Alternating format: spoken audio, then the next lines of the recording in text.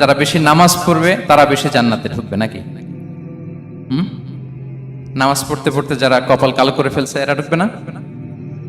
যারা হজ করতে করতে বড় হাজী সাহেব হয়েছে, জিকির করতে করতে হাতে 3-4টা তাসবিহ রেখেছে, তাদের কথা বলা হয়েছে?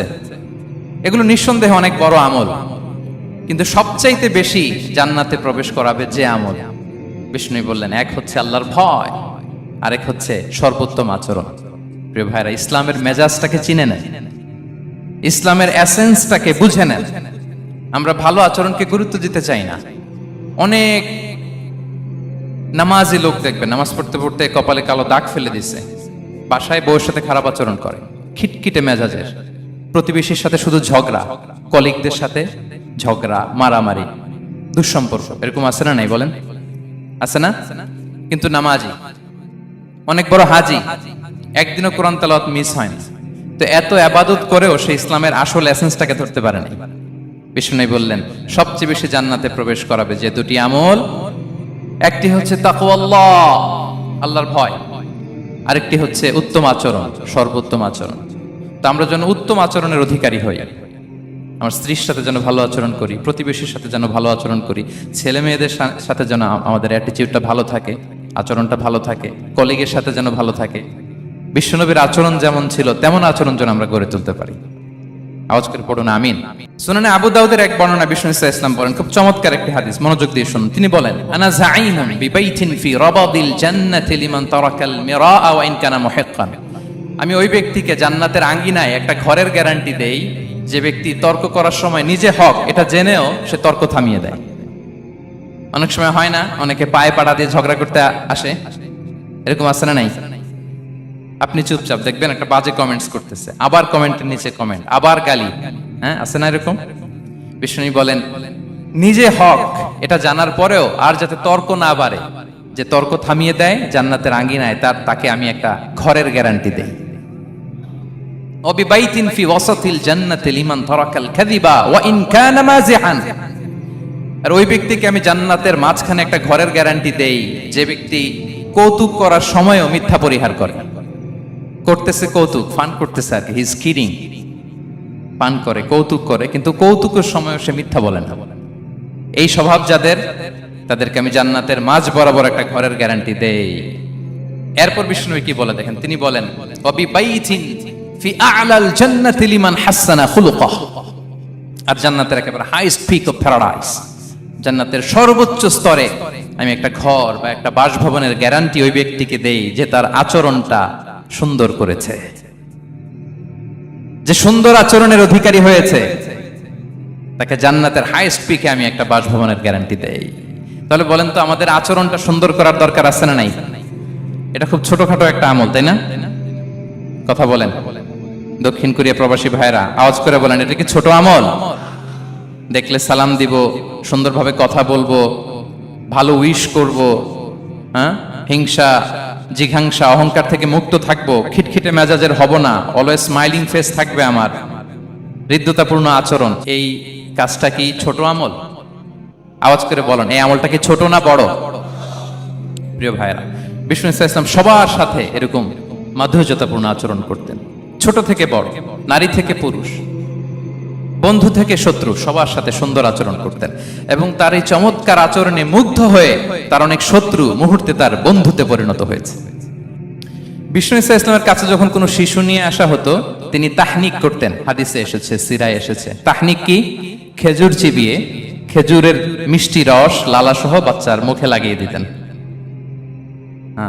আলেমদের কাছে, অনেক আলেমদের কাছে আসে, আমার কাছে অনেকে এসেছে বাচ্চাদেরকে নিয়ে, তো আমরা এই সুন্নাহর উপর আমল হিসেবে খেজুর চিবিয়ে এর রসটা মুখে ঢুকিয়ে দিয়েছি। বারাকা, বিষ্ণু ইসলামের বারাকা নেওয়ার জন্য আসতো ছোট্ট বাচ্চাদেরকে নিয়ে। মদিনায় যখন সাহাবারা হিজরত করলেন মক্কা থেকে, মুসলিমদের ঘরে সন্তান সন্ততি নাই, বাচ্চা কাচ্চা হয় না। ইহুদিরা টিটকারি করে, এই তো মুসলমানদের সন্তান নাই। সর্বপ্রথম যেই সন্তান হয়েছে তিনি হচ্ছেন আয়েশা রাদিয়াল্লাহু তাআলা আনহার বড় বোন আসমা বিনতে আবু বকরের ঘর উজাড় করে এক সন্তান এসেছে, পুত্র সন্তান, নাম হচ্ছে আব্দুল্লাহ। কি নাম? আব্দুল্লাহ ইবনে জুবাইর।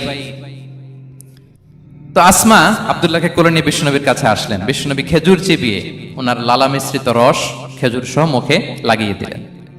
তো আসমা সবসময় গর্ব করে বলতেন যে আমার সন্তানের পাকস্থলীতে সর্বপ্রথম যেটা ঢুকেছে এটা হচ্ছে বিশ্বনবীর লালা মিশ্রিত খেজুরের রস। আল্লাহু আকবার। বাচ্চারা আসলে বিষ্ণু তাহনিক করতেন এবং এটা ল্যাবরেটরিক্যালি প্রুভড, সায়েন্টিফিক্যালি প্রুভড যে বাচ্চার জন্মের পরে এরকম মিষ্টি দিলে, স্পেশালি ডেটস নির্যাস যদি দেয়া হয়, তাহলে এটা তার ইমিউন সিস্টেম বাড়ায়, রোগ প্রতিরোধ ক্ষমতা বাড়ায়, তার ব্লাড সার্কুলেশন বাড়ায়, রক্ত সঞ্চালন বাড়ায়। বিষ্ণুনবী এটা করতেন। অনেক মায়েরা বরকতের জন্য বিষ্ণুনবীর কোলে বাচ্চা দিতেন, অনেক বাচ্চা বিষ্ণুনবীর কোলেই পেশাব করেছে, হাদিস সাক্ষী। ওখান থেকে মাসালা এসেছে, মেয়ে বাচ্চা পেশাব করলে কিভাবে ক্লিন হবে, ছেলে বাচ্চা পেশাব করলে কিভাবে ক্লিন হবে। বিষ্ণুনবী কোলে নিয়েছেন, পেশাব করে দিছে ভরায়া। আল্লাহু আকবার। বাচ্চাদের মাথায় তিনি হাত বুলিয়ে দিতেন। যেই বাচ্চার মাথায় বিষ্ণুনবী হাত বুলাতেন, ওই বাচ্চার মাথায় খুব বেশি বেশি চুল গজাতো। সুবহানাল্লাহ পড়বেন না? এক ভণ্ড, সেও ছিল নবী দাবিদার, মুসাইলামাতুল কাদ্দাব। সে নবীকে কপি করত, নবী যা যা করতো তাই করত। তো সেও তার এলাকায় অনেক বাচ্চাদের মাথায় হাত বুলাই দিতে শুরু করলো, যে মোহাম্মদ বাচ্চার মাথায় হাত বুলালে বাচ্চার মাথায় চুল বড় হয়, আমিও তাই করব। সে বলতো আমিও নবী। সে বলতো নবু আনিস শুনলি ওয়ানিস শুনলাকে মোহাম্মদ, হে মোহাম্মদ, নবু তোমার অর্ধেক আমার অর্ধেক। কি মামুর বাড়ির আবদার দেখছেন? বলে আমারটা আমাকে বুঝিয়ে দাও। তো নবীকে কপি করত। বিশ্বনবী কুয়ার মধ্যে লোনা পানির কুয়ায় থুতু ফেললে মুহূর্তে লোনা পানির কুয়া মিঠা পানির কুয়ায় পরিণত হতো। তো এই বদমাসটা যখন কপি করে থুতু মারছে ওদের এলাকার কুয়ায়, ওটা ছিল মিঠা পানি, ওটা মুহূর্তের মধ্যে লোনা পানির কুয়া হয়ে গেছে। তো বিশ্বনবীকে কপি করে সে তার এলাকার নবজাতক বাচ্চাদের মাথায় যখন হাত বুলিয়ে দিতে শুরু করলো, পরবর্তীতে দেখা গেল ওই বাচ্চাগুলো আজীবন ছিল টাক মাথা।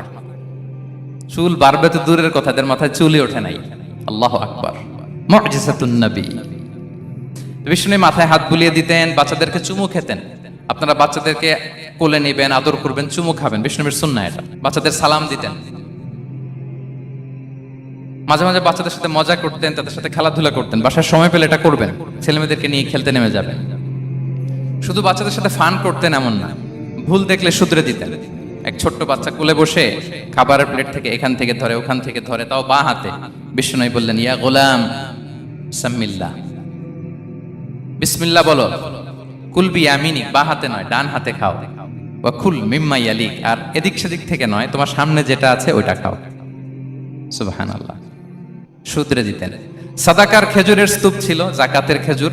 হাসান রাদিয়াল্লাহু তাআলা আনহু, বিষ্ণু ইসলামের দৌহিত্র, ছোট্ট মানুষ, হাঁটতে হাঁটতে যে খেজুরের স্তূপের দিকে খেজুর নিয়ে খেলতেছে, হঠাৎ একটা খেজুর খেতে আরম্ভ করলেন। বিষ্ণু বললেন কেখ কেখ, থামো থামো, ওয়াক থু থু। আমরা যে বাংলা ওয়াক থু বলি, এটার আরবি হচ্ছে কেখ। মানে এই নানা ভাই রাখো রাখো রাখো। আলা তাআলাম ইন্না লা নাকুলুস সাদাকা, নানা ভাই তুমি জানো না আমরা হাশিমি খানদানের, আমরা সাদাকার মাল খেতে পারি না। আঙ্গুল ঢুকিয়ে মুখ থেকে খেজুর বের করে দিলেন। সুবহানাল্লাহ। এভাবে ছোট্ট বাচ্চাদের ভুলগুলো শুধরে দিতেন, কারেকশন করতেন। সুনানে নাসাইতে এসছে, কেন রাসূলুল্লাহ সাল্লাল্লাহু আলাইহি ওয়াসাল্লাম ইয়াজুরুল আনসার, তিনি যখন আনসারীদেরকে ভিজিট করতে যেতেন, ফায়ুসাল্লিমু আলা সিবিয়ানিহি, আনসারী বাচ্চাদেরকে সালাম দিতেন। আপনারা বাচ্চাদের সালাম দেন তো নাকি? নাকি বাচ্চাদের সালামের জন্য বসে থাকেন?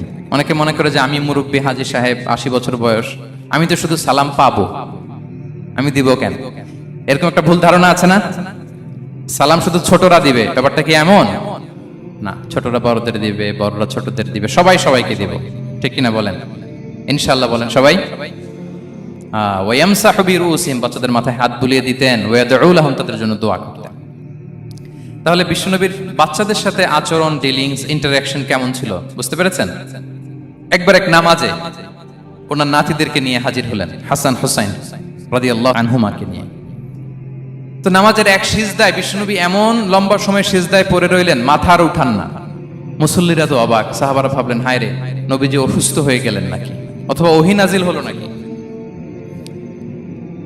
নামাজ শেষে সাহাবারা জিজ্ঞেস করলেন ইয়া রাসূলুল্লাহ, আপনি কি অসুস্থ হয়েছেন নাকি ওহী নাজিল হচ্ছিল? এত লম্বা সিজদা দিতে তো কখন দেখি নাই।